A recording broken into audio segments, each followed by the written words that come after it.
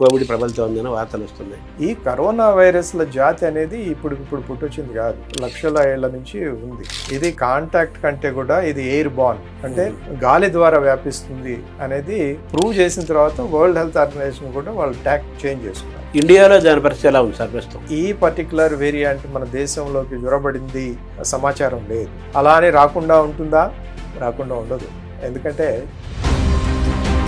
ప్రతిరోజు ఒకటో రెండో అడపా వస్తుంటే ఇప్పుడు కొన్ని వందల కేసులు నమోదవుతాయి. మన జరిగిన వ్యాక్సినేషన్ ఉపయోగపడదా దీన్ని అడ్డుకోవడానికి? ఒక వ్యాక్సిన్ ద్వారా వచ్చేటటువంటిది డిపెండింగ్ ఆన్ డిసీజ్, క్యాన్సర్ కానీ లేకపోతే ఇంకోటి బారిన పడి ఉన్నారు, ఇది తొందరగా అంటుకోవటానికి అవకాశం ఉంటుంది. తొందరగా పర్మనెంట్ వ్యాక్సిన్ మనం తయారు చేసుకోలేమా? పోలియో వైరస్ లాంటి వ్యాక్సినే మనం కరోనాకు కూడా తేగలమా?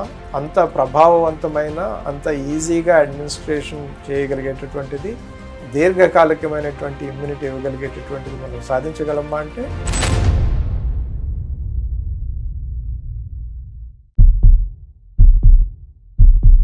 నమస్కారం. మనతో పాటు డాక్టర్ రంగారెడ్డి గారు ఉన్నారు. వారు ఇన్ఫెక్షన్ కంట్రోల్ అకాడమీ ఆఫ్ ఇండియాను స్థాపించి ఇన్ఫెక్షన్స్ లేని సమాజాన్ని, ప్రపంచాన్ని చూడాలనేది వారి లక్ష్యము. దాని ద్వారా ముందుగా ప్రివెన్షను, అంటే రాకుండా ఉండాలంటే ఏం చేయాలని, ఒకవేళ వచ్చి ఉంటే వస్తే వాటిని ఎలా కంట్రోల్ చేయాలని, ప్రపంచ దేశాలు అన్నింటినీ ఏకం చేయాలని, ప్రపంచంలోని మనుషులందరినీ ఏకం చేసి ఇన్ఫెక్షన్స్ లేని ప్రపంచాన్ని సృష్టించాలని జరుగుతున్న ఒక పెద్ద యజ్ఞంలో వారు కూడా భాగస్వాములు అవుతున్నారు. అందులో భాగంగానే ఇన్ఫెక్షన్ కంట్రోల్ అకాడమీ ఆఫ్ ఇండియాని స్థాపించి దేశవ్యాప్తంగా, ప్రపంచవ్యాప్తంగా వారు తిరుగుతూ ఆర్టికల్స్ రాస్తూ, ఉపన్యాసాలు ఇస్తూ, జర్నలిస్ట్కి రాస్తూ ఇలా అవేర్నెస్ తీసుకొచ్చే ప్రయత్నం చేస్తున్నారు. వారి బృందం అనేక పరిశోధనలు కూడా చేస్తున్నారు వారి ఆధ్వర్యంలో. వారిని అడిగి ఈ ఇన్ఫెక్షన్స్ గురించి తెలుసుకుందాము. అలాగే ఈ ఇన్ఫెక్షన్లో భాగమే కోవిడ్ మళ్ళీ వచ్చింది, ప్రబలుతోందన్న వార్తలు కూడా కొన్ని రోజుల నుంచి బాగా వస్తున్నాయి. వాటి గురించి అడుగుదాము. హెపటైటిస్ కూడా మళ్ళీ కోనసీమలో మళ్ళీ పైకి లేస్తుంది అంటున్నారు. ఇవన్నీ కూడా ఈ ఇన్ఫెక్షన్స్లో సంబంధించినవే. డాక్టర్ గారి ద్వారా వీటి గురించి మనం తెలుసుకొని అప్రమత్తమయ్యే ప్రయత్నం చేద్దాం. నమస్కారం. నమస్కారం. ముందుగా ఈ కోవిడ్ గురించి వార్తలు వస్తున్నాయి. మళ్ళీ కోవిడ్ ప్రబలుతోందని వార్తలు వస్తున్నాయి. ఇది ఎంతవరకు వాస్తవం? కోవిడ్ నుంచి మనం ఇంకా ఆ రక్షణలో ఉండాలా? ఇంకా కోవిడ్కి మనకి ఉన్న బంధాన్ని ఎలా చూడాలి? ప్రస్తుతం ఉన్న పరిస్థితిని ఎలా చూడాలి? అంటే ప్రధానంగా ఈరోజు కోవిడ్ సర్జీ గురించి మొట్టమొదటిగా చెప్పుకోవాల్సింది ఏంటంటే, ఇది ఎక్కడికి పోలేదు. ఈ కోవిడ్కి కారకమైనటువంటి వైరస్ ఏదైతే ఉందో అది మనతోటి సహజీవనం చాలా కాలం నుంచి చేస్తూ ఉంది. ఎప్పుడో 2019లో అది మొదటిసారి వచ్చినప్పుడు అది మనతోటి అప్పటి వరకు సంగత్యం లేదు. దానికి 2019లో ఒకసారి అది మ్యుటేట్ అయ్యి మానవ శరీరంలోకి ప్రవేశించిన తర్వాత అది మనతోటే సహజీవనం చేస్తాం. కొన్ని ప్రాంతాల్లో అది విపరీతమైనటువంటి సర్జన్ చూసింది ప్రపంచవ్యాప్తంగా. ఎస్పెషల్లీ మనకి భారతదేశం వచ్చే వరకు సెకండ్ వేవ్లో 2022లో విపరీతమైనటువంటి సర్జ్ వచ్చి చాలామంది ప్రాణాలు కోల్పోవడం జరిగింది.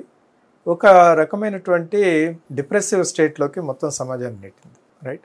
దాని తర్వాత మనం చాలా క్విక్గా దాన్ని ఎలా అరికట్టాలి, దానికి వైద్యం ఎలా చేయాలి, దానికి ఏ రకమైనటువంటి వ్యాక్సిన్లు కావాలి, వీటన్నిటినీ మనం సమకూర్చుకొని దాన్ని ప్రతిఘటించాము అంటే మనం ఒక వార్ విన్ అయినట్టు కాదు.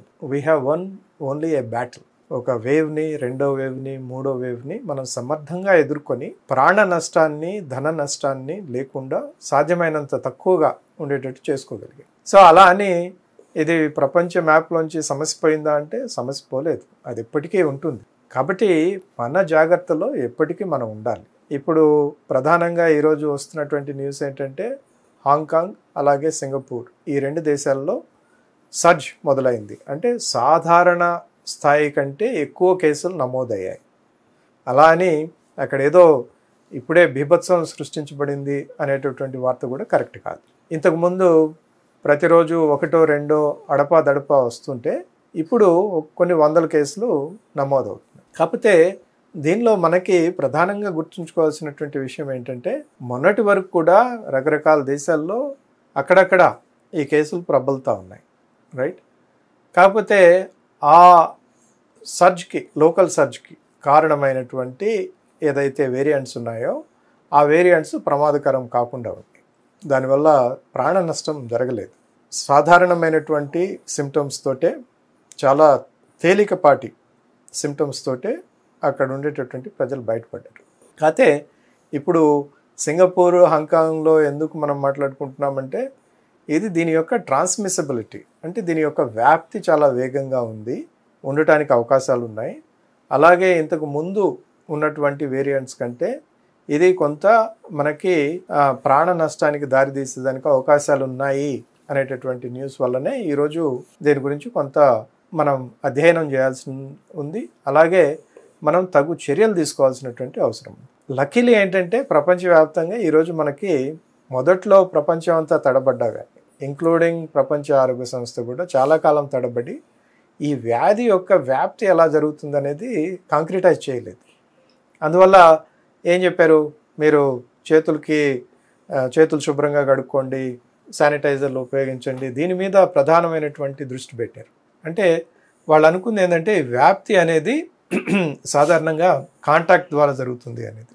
ఓన్లీ 23 వరకు వచ్చే వరకు అప్పటికే చాలా పెద్ద ఎత్తున శాస్త్రవేత్తలు దీని గురించి ఆల్రెడీ రాసి పరిశోధనలు చేసి, బాబు ఇది కాంటాక్ట్ కంటే కూడా ఇది ఎయిర్ బార్న్, అంటే గాలి ద్వారా వ్యాపిస్తుంది అనేది ప్రూవ్ చేసిన తర్వాత వరల్డ్ హెల్త్ ఆర్గనైజేషన్ కూడా వాళ్ళు ట్యాక్ చేంజ్ చేసుకున్నారు, వాళ్ళు చెప్పేటటువంటి విధానం చేంజ్ చేసుకున్నారు. కాబట్టి ఇప్పుడు ఏంటంటే మనకి ఈ మైక్రో ఆర్గానిజం గురించి ఎన్కోవ్, రైట్, దీని గురించి నావెల్ కరోనా వైరస్ ఏదైతే దీనికి ప్రధానమైనటువంటి కారకమైనటువంటి సూక్ష్మజీవి ఉందో దీని గురించి మనకి పూర్తిగా దాని జన్మపత్రి అంటాం కదా, జన్మపత్రి లాగా దాని గురించి మనకు అన్నీ తెలుసు. ఇప్పుడు ఒకే ఒక భయం ఆల్వేస్ ఏంటంటే ఈ కరోనా వైరస్ల జాతి అనేది ఇప్పుడు పుట్టొచ్చింది కాదు, లక్షల ఏళ్ల నుంచి ఉంది. అది సడన్గా ఇలా రూపాంతరం చెందింది. మళ్ళీ దీని నుంచి ఇంకేదైనా కొత్త రూపం సంతరించుకొని అది మనల్ని మళ్ళీ ఇంకొక ప్రమాదంలోకి ఏమైనా నెడుతుందా అనేది ఎప్పటికీ మన మనసులో చిరస్థాయిగా ఒక క్వశ్చన్ మార్క్ నిలిచిపోతుంటుంది. కాబట్టి దీని గురించి ఎప్పటికప్పుడు సర్వేలెన్స్ చేసుకోవాలి. ఎప్పటికప్పుడు ఈవెన్ ఒక కేసు 2 కేసులు అడపదడప వచ్చినా కానీ దాన్ని పూర్తిగా జెనోమిక్ సీక్వెన్సింగ్ చేసి, అలాగే ఏదైతే టెస్ట్లు ఉన్నాయో అవన్నీ చేసి ఎప్పటికప్పుడు దాని గురించి అప్రమత్తంగా ఉండాలి అనేది నా సందేశం. ఇండియాలో దాని పరిస్థితి ఎలా ఉంది సార్ ప్రస్తుతానికైతే మనకి ఇప్పటి వరకు కేంద్ర ప్రభుత్వం కానీ లేకపోతే రాష్ట్ర ప్రభుత్వాల నుంచి కానీ మనకి ఈ పర్టికులర్ వేరియంట్ మన దేశంలోకి జొరబడింది అనేది ఇంతవరకు అయితే మనకి సమాచారం లేదు. అలా అని రాకుండా ఉంటుందా? రాకుండా ఉండదు. ఎందుకంటే ప్రపంచంలో ఇందాక మనం తమాషగా అనుకున్నట్టు మానవులకి బోర్డర్లు, వీసాలు, పాస్పోర్ట్లు ఉన్నాయి, కానీ ఈ సూక్ష్మజీవులకి వాళ్ళకి బోర్డర్స్ కానీ లేకపోతే పాస్పోర్ట్లు, వీసాలు ఏం లేవు. అవి ఒక ప్రాంతం నుంచి ఇంకొక ప్రాంతానికి సునాయాసంగా మన ద్వారానే వ్యాపిస్తాయి. ఎందుకంటే ఇప్పుడు ఈ వైరస్లు ఏదైతే ఉంటాయో అవి వాటంతట అవి జీవించలేవు. ఒక మానవ హోస్ట్ లేకపోతే ఇంకొక యానిమల్ హోస్ట్ కావాలి. ఆ హోస్ట్ ఉంటేనే వాటి జీవనం ఉంటుంది, వాటి మనుగడ ఉంటుంది. కాబట్టి ఏది వ్యాప్తి జరిగినా కానీ అది మన ద్వారానే జరగాలి. కాబట్టి ఇప్పుడు ఎక్కడైతే ఈ దేశాల్లో ఈ వ్యాధి ప్రబలుతూ ఉందో ఆ దేశాల నుంచి ఎవరైతే మనుషులు వస్తున్నారో వాళ్ళ గురించి కొంత నిఘా పెట్టాల్సినటువంటి అవసరం ఉంటుంది. అలాగే వాళ్ళకి ఏమైనా వ్యాధి లక్షణాలు కనుక కనపడేటట్టయితే వాళ్ళని క్వారంటైన్ చేయటం, వాళ్ళని సాధ్యమైనంత వరకు మిగతా వాళ్ళతోటి కలవకుండా చేయటం, ఇవన్నీ చేయటం అది ప్రభుత్వ పరంగా చేయాల్సింది. అలాగే మనం యాజ్ సిటిజన్స్, పౌరులుగా మన బాధ్యత ఏంటంటే మనకి ఏదైతే దేశాల్లో ఈరోజు పెచ్చరులుతూ ఉందో అక్కడి నుంచి వచ్చేవాళ్ళు ఎవరైనా మన బంధువులు, స్నేహితులు, ఇంకొకళ్ళు లేకపోతే మనమే అక్కడికి పోయి వచ్చి ఏదైనా మనకి సిమ్టమ్స్ ఉంటే లేకపోతే మన వాళ్ళకి ఏదైనా సిమ్టమ్స్ ఉంటే మనమే సరైనటువంటి జాగ్రత్తలు తీసుకొని అవసరమైతే ఇది ప్రభుత్వం అలాగే లోకల్గా ఉండేటటువంటి హెల్త్ అథారిటీస్ దృష్టికి కనుక తీసుకొచ్చేటట్టయితే ఆ విధంగా అక్కడికక్కడే కట్టడి చేయడానికి అవకాశం ఉంటుంది. అది మొత్తం సమాజంలో ప్రబలకుండా. ఇప్పుడు మనకు వ్యాక్సినేషన్ జరిగింది, చాలా రకాల డోసులు వేసుకున్నాం మనము. సో మనలో ఈ ఇమ్యూనిటీ లెవెల్స్ పెరగలేదా? ఇప్పుడు వచ్చిన మన జరిగిన వ్యాక్సినేషన్ ఉపయోగపడదా దీన్ని అడ్డుకోవడానికి? తప్పనిసరిగా ఉపయోగపడుతుంది. మనకి ఇమ్యూనిటీ అనేది 2 రకాలుగా వస్తుందండి. ఒకటి మనం ఒక వ్యాధి మనలో వచ్చి పోయిన తర్వాత ఉండేటటువంటిది, అది ఒక న్యాచురల్ ఇమ్యూనిటీ. ఓకే, సో రెండోది ఏంటంటే మనం వ్యాక్సిన్ ద్వారా రైట్ ఒక ఇమ్యూనిటీని ప్రోదుగలపటం. ఈ రెండు ద బెస్ట్. ఏంటంటే ఒక వ్యాధి వచ్చిపోయిన తర్వాత అది ఉండేది చాలా దీర్ఘకాలికంగా ఉంటుంది. ఒక వ్యాక్సిన్ ద్వారా వచ్చేటటువంటిది depending on disease, depending on the vaccine, అది ఎంతకాలం ఆ ఇమ్యూనిటీని మనలో ఉంచుతుంది అనేది డిపెండ్ అయ్యి ఉంటుంది. ఇప్పుడు Covid vaccines most of them RNA vaccines అయినా కానీ, ట్రెడిషనల్ వ్యాక్సిన్స్ అయినా, ఇంకోటైనా ఏదైనా కానీ, ఈ కంపెనీలు క్లెయిమ్ చేసినటువంటి ఏంటంటే ఇది ఒక 2 సంవత్సరాలు లేకపోతే సంవత్సరం, డిపెండింగ్ ఆన్ నేను ఏ కంపెనీ అనేది తీసుకుంటే 2 సంవత్సరాలు ఉంటుంది. తర్వాత బూస్టర్ డోస్ తీసుకోవాల్సి ఉంటుంది అనేది వాళ్ళు చెప్పినటువంటి విషయం. ఇప్పుడు మనకి బూస్టర్ డోసులు కూడా అయిపోయి ఒక 2 సంవత్సరాలు అయింది. అలా అని ఇప్పటికిప్పుడు మనం పోయి వ్యాక్సిన్లు వేసుకుందామా, మళ్ళీ 143 కోట్ల మంది ప్రజానీకానికి మళ్ళీ ఇవ్వాలా అంటే అవసరం లేదని అనుకుంటున్నాను నేను. ఎందుకంటే ఆల్రెడీ మనలో కొంత ఇమ్యూనిటీ ప్రోతుగొల్పబడింది. ఇప్పుడు ఉండేటటువంటి వైరస్ వ్యాప్తి ఏదైతే ఉందో, దాని యొక్క సివియారిటీ ఏదైతే ఉందో రైట్ అంత లేదు. కాబట్టి ఇప్పటికిప్పుడు మనం బారులు తీరి పరుగులు పెట్టి చేయాల్సినటువంటి అవసరం అయితే నాకు కనపడట్లేదు. రాబోయే కాలంలో ఒకవేళ ఇది రిలేటెడ్ అయితే అప్పుడు ప్రధానంగా వల్నరబుల్ పాపులేషన్ గురించి మనం వాళ్ళని గుర్తించి వాళ్ళకి ఏ విధమైనటువంటి సహాయం చేయాలి, ఏ విధమైనటువంటి ఇమ్యూనిటీ వాళ్ళలో ప్రోదుగొల్పాలనేది తప్పనిసరిగా ఆలోచించాలి. అంటే ఈ వల్నరబుల్ పాపులేషన్ అంటే ఎవరు?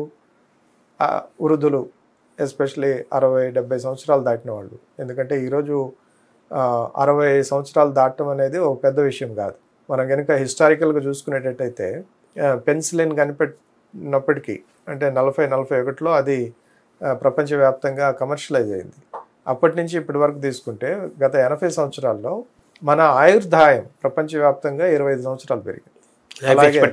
లైఫ్ ఎక్స్పెక్టెన్సీ జీవించే కాలం భారతదేశంలో కూడా అది పలు కారణాల వల్ల, మన జీవన ప్రమాణాలు పెరగటం వల్ల, మనకి వైద్యం అందుబాటులో ఉండటం వల్ల, మెడిసిన్స్ అందుబాటులో ఉండటం వల్ల, వ్యాక్సినేషన్లు చేసుకోవటం వల్ల, వీటన్నిటి వల్ల మన ఆయుర్దాయం భారతదేశంలో కూడా పెరిగింది. కాబట్టి ఈరోజు మనకి గ్రేయింగ్ పాపులేషన్ 60 ఏళ్ళకి పైబడిన వాళ్ళ సంఖ్య కూడా బాగానే పెరుగుతూ ఉంది. అది ఇంకొక సబ్జెక్టు. అది మనకి ఏ విధంగా అన్ఈజీ సిచ్యువేషన్ క్రియేట్ చేయబోతుంది ఫ్యూచర్లో అనేది మనం మళ్ళీ తర్వాత మాట్లాడుకుందాం. కాకపోతే గ్రేయింగ్ పాపులేషన్ మనకు పెరుగుతూ ఉంది. వాళ్ళ గురించి మనం దృష్టి పెట్టాల్సినటువంటి అవసరం ఉంది. ఎస్పెషల్లీ మన తెలుగు రాష్ట్రాల్లో కనుక తీసుకునేటట్టయితే ఆయుర్దాయం పెరిగింది, కానీ వాళ్ళ యొక్క లైఫ్ స్టైల్ వల్ల, తర్వాత వివిధ కారణాల వల్ల వాళ్ళు ఆరోగ్యవంతమైనటువంటి జీవితం గడపట్లేదు. ఓకే, 60 సంవత్సరాలు పైబడుతున్నాయి. అయితే ఏవో రకరకాల రోగాలు, డయాబెటీస్, హైపర్ టెన్షను, ఒబేసిటీ, ఇట్లా రకరకాల వ్యాధులతోటి వాళ్ళు అంటే 50% కంటే పైన ఆ ఏజ్ కేటగిరీ మందులతో మెయింటైన్ చేస్తున్నారు. మీరు చెప్పింది కరెక్ట్. ఇది మెయింటెనెన్స్లో ఉంది, ఇది కారు మెయింటెనెన్స్లో ఉంది అంతే.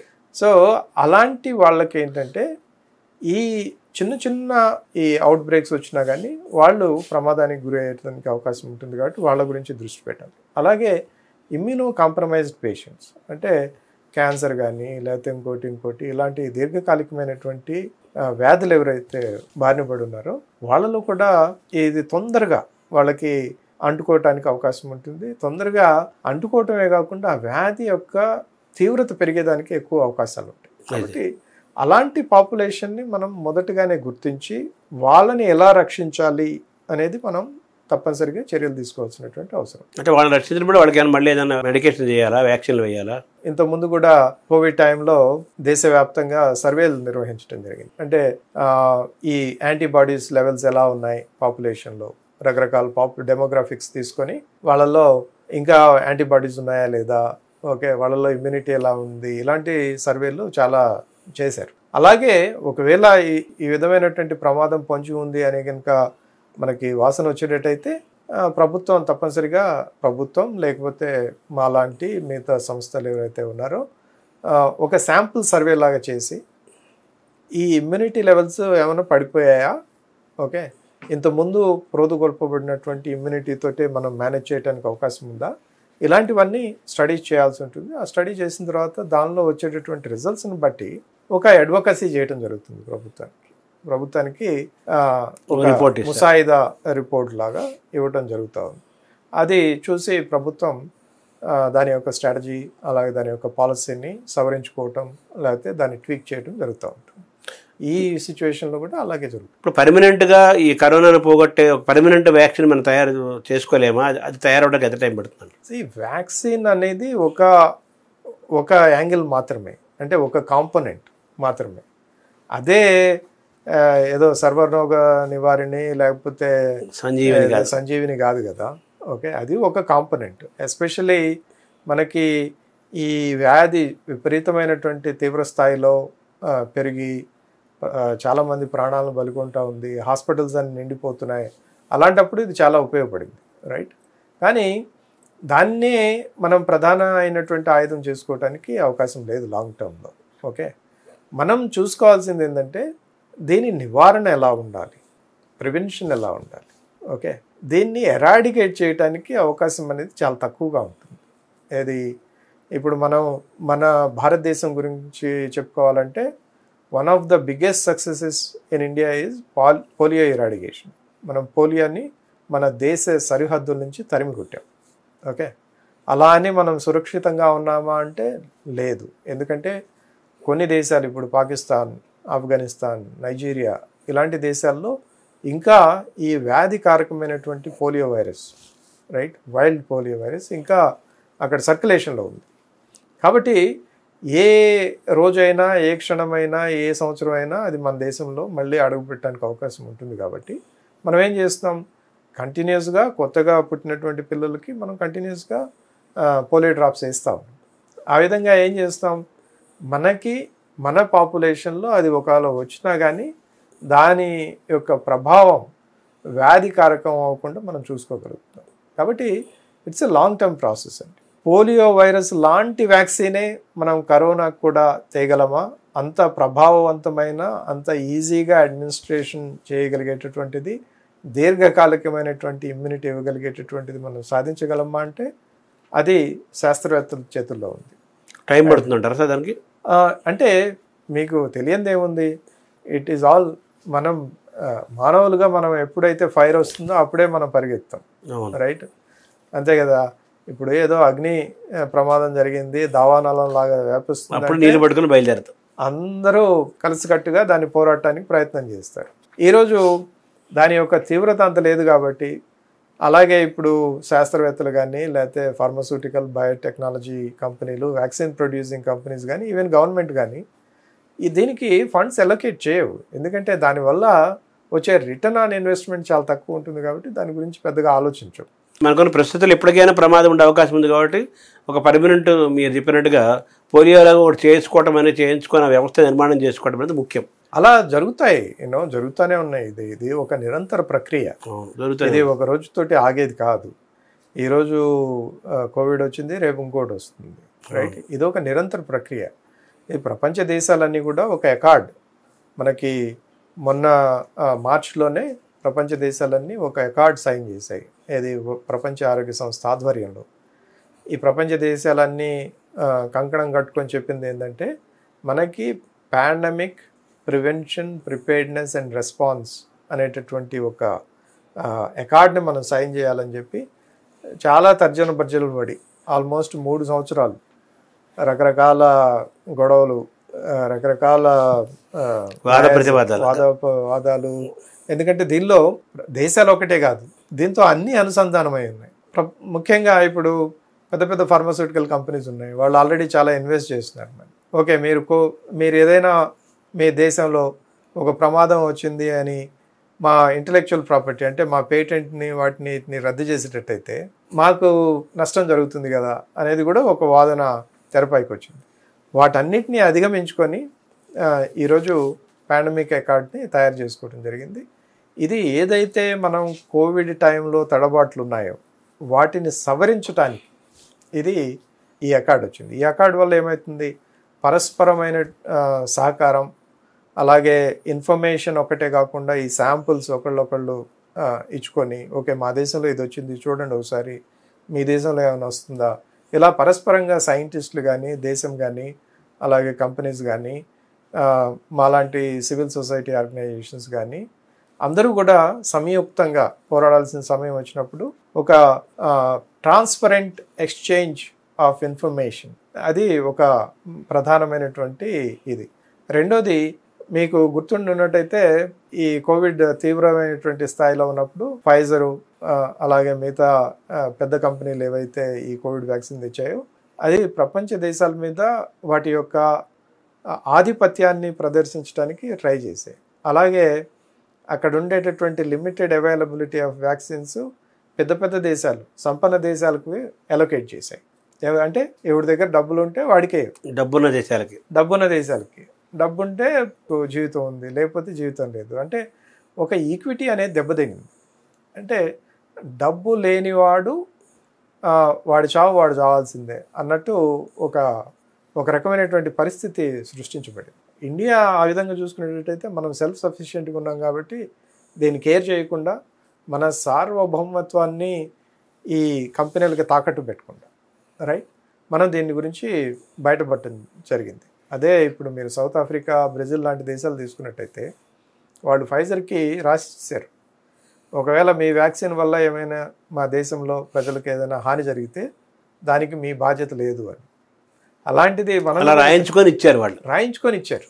అంటే రేపు ఒకవేళ ఏమైనా జరిగితే ఆ కేసులన్నీ మా మీద పడితే మాకు ఎంతో భారీ నష్టం జరుగుతుంది కదా అనేటటువంటి ఒక ఆలోచనతో అట్లా చేశారు. కండిషన్లు పెట్టారు, కంపెనీలు పెట్టాయి. మన భారతదేశం ఆ టైంలో చాలా దృఢంగా నిలబడింది. మేము కూడా చాలాసార్లు దాని గురించి హెచ్చరించాం, ఏది ఈ విధమైనటువంటి పొరపాటు చేయకూడదు అని. అవును, రైట్.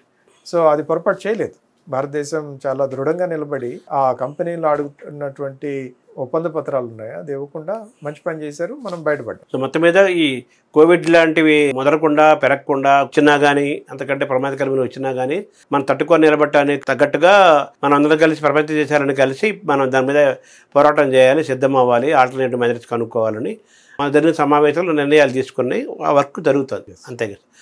థ్యాంక్ యూ డాక్టర్ గారు.